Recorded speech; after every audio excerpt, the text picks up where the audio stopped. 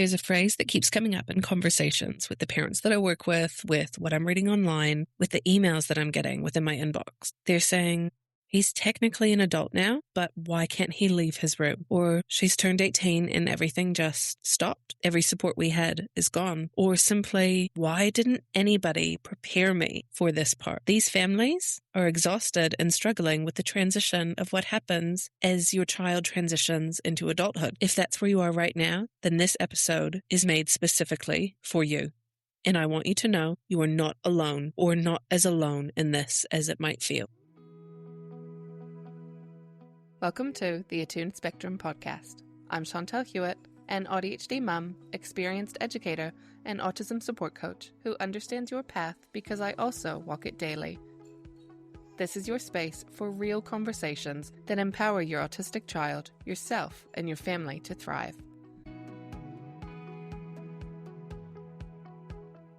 Before I get into this episode, I want to quickly mention something that is pretty exciting. I do only have 5 one-to-one coaching spots left for the rest of 2026. After that, I'm moving into a group coaching program, which I'm genuinely really excited about. I can just see day by day, week by week, month by month, the incredible transformations that are happening within parents and within families all around the world. I'm so privileged that I get to bear witness to these shifts and that these families are trusting me to walk alongside them. If you are interested in pursuing one-to-one coaching with me, this will be the last year that you can participate in that, truly in the one-to-one format. If you are wanting to find out more, please look to the show notes and book in a connection call. 30 minutes with myself, no obligation, just a conversation to see if this is something that might finally benefit you and support your family in this season of your life. Let's get back into the episode. If you've been parenting a neurodivergent child, autistic child,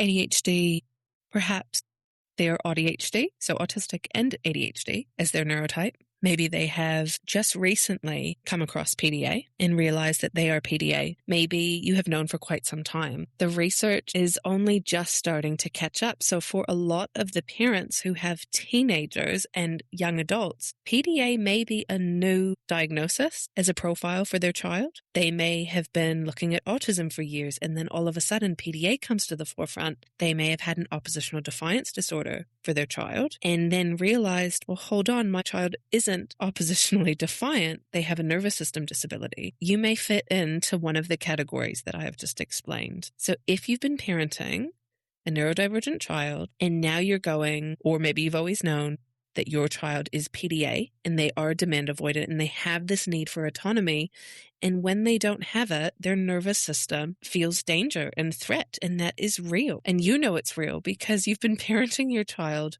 for 15, 18, 20 years, even more than that, depending on how old your child is. You know things that no book has fully prepared you for, or anyone for, who's navigating this right now. You know what it's like to fight for a diagnosis or fight to be seen by school supports, by medical professionals, by your friends, by your family. Fight for someone to believe you, and then watch your child age out of every system that was meant to help all at once. And the real tricky part about PDA is that it does often go so under the radar because PDA children are high maskers. They try to fit into social situations even when it is quite uncomfortable. They may have been diagnosed autistic quite late as well because these traits were always hidden. They were always able to find a way to avoid the demand, to hide their discomfort. You obviously knew that they were hiding something because you know your child, but you get this in a different way. And I feel that you've been let down if you have a child of this age, because even if they did get supports, it wouldn't have been the full supports because they likely would be seen by professionals that you're trying to get help from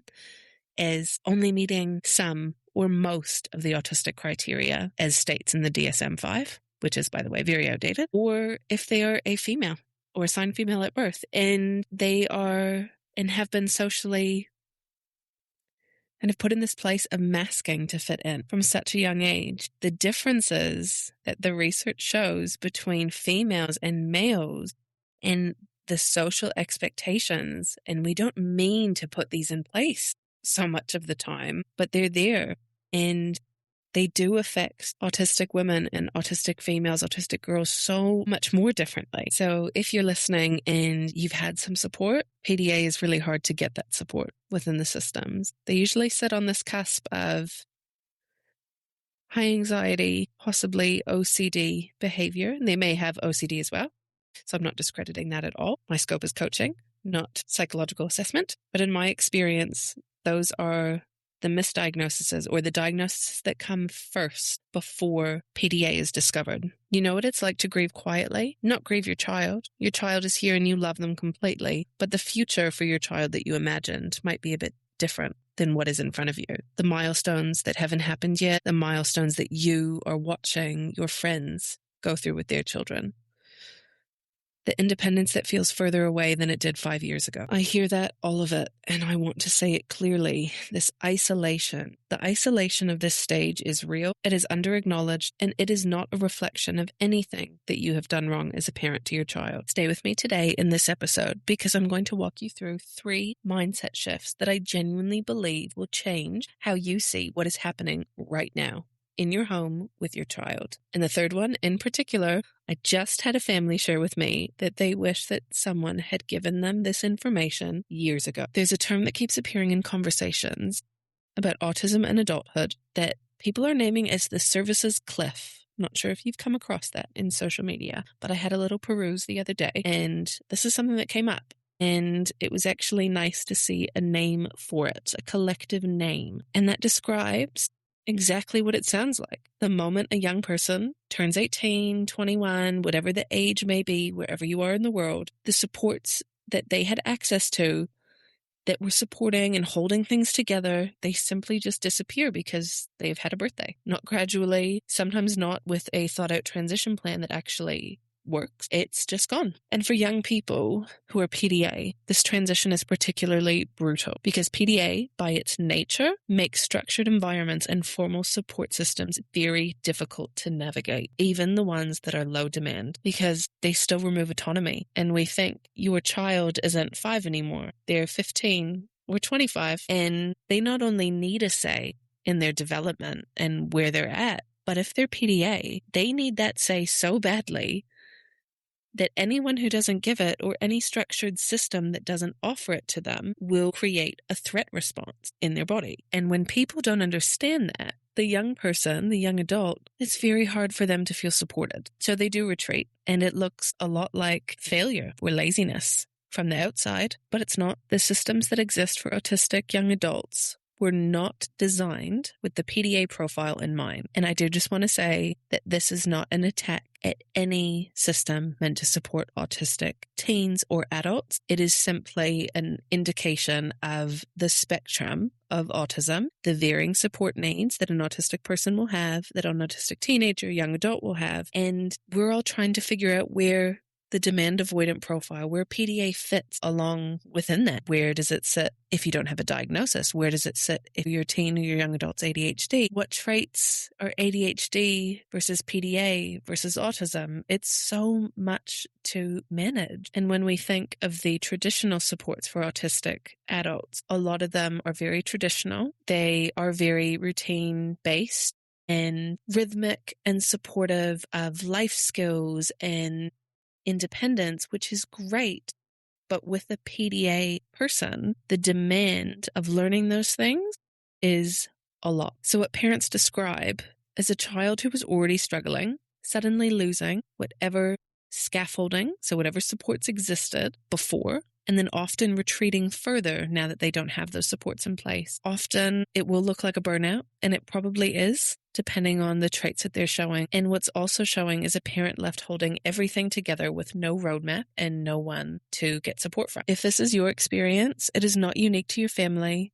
It is a pattern, and it is a systemic failure, not a parenting failure. Okay, 3 very important mindset shifts. Let's go. Your young adults, withdrawal is not regression. It is often recovery. So that is your mindset shift 1 to consider. Let me explain. When a PDA young person or adult retreats, so they stop going out, they stay at home, they rest, The natural instinct is to worry that they're going backwards, that something needs to be done to support them back into society. But what I see again and again is that this withdrawal is often their nervous system doing exactly what it needs to do and finally having the space to. After years of trying to fit into environments that were not built for them, their nervous system needs to rest. It needs to stop, to decompress, to recover. If they've just finished school, they are probably in burnout, exhausted if they made it through school. Even homeschooling can be a demand as well. It is a great support for PDA children, but it is still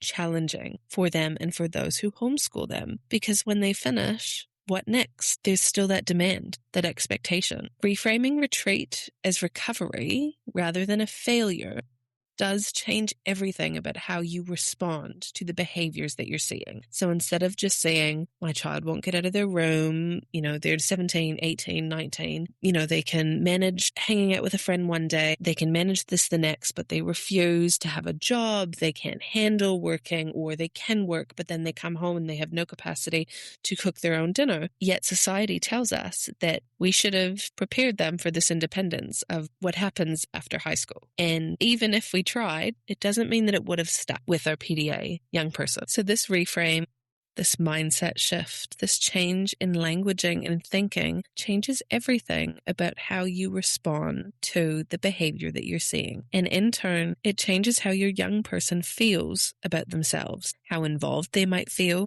in supporting their own recovery, actually having the space to understand on their own terms their neurotype, maybe even for the first time, without the supports of other people, other people's opinions, a program to follow. So this is their independence, but sometimes we just get in the way. And I know that no one means to, because we want what's best for them. The parents that I'm currently working with who are supporting teenagers and young adults, they care so deeply for their child. They are not embarrassed by their child whatsoever. They are building confidence to know that what their child needs is actually what they need, despite what other people think they need. Mindset shift 2. Independence for a PDA young adult might look completely different from what you were taught to expect. We carry a very specific picture of what adult independence looks like. Moving out, employment, financial autonomy, coming home for Christmas and Thanksgiving and all the other holidays, but being independent outside of those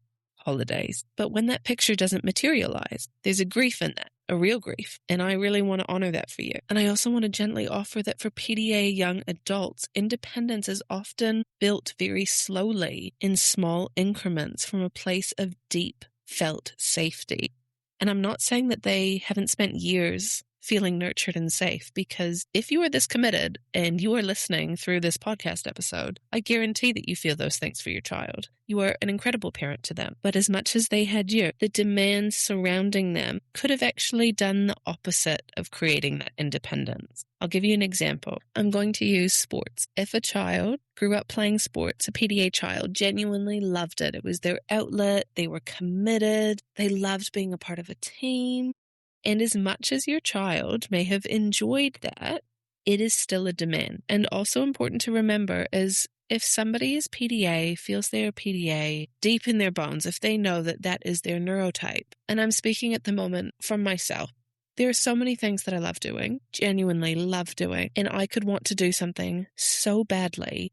I could have everything set up. I could have everyone around me supporting it. But because of the pressure to do it, I will hit a block. I feel shame after. I feel so many things, and it is really hard. So that is why even just the word defiance or avoidance or pathological, that language undermines the emotional feelings that a PDA person has to go through when a demand is put in place that they know they are resisting. It isn't willful a lot of the time in PDA. It is automatic. It is hard to stop. It's almost dangerous to stop because it is like forcing your brain to be different than the way that it was created. And we need to accommodate. But if we look at the child who now has this independence and maybe those demands aren't there anymore for them, they can begin to figure out how to accommodate themselves. And that is a journey. And it looks like retreating. It looks like exhaustion. It looks like barely being able to put toast in the toaster. I almost said microwave. Maybe they put toast in the microwave, but putting toast in the toaster, grabbing a knife, then walking back and putting whatever they put on their toast. I'm quite boring. I put butter on my toast. But that process is a lot. The fact they know they're hungry, they know they have to eat, but they can't do it. And then if they're ADHD, that executive functioning struggle comes into play. So there is just so much here. So getting back to the core of this mindset shift, thinking of independence for that PDA child that you have, that young adult, it is going to look completely different than what you ever thought independence looked like. It could be successful that they are able to butter their own toast in the morning. This is why it's so important that we don't compare our child situation, our young adult situation to our friend's child situation or young adult situation, because independence looks different. Being independent and leaving the house is not the measure of success.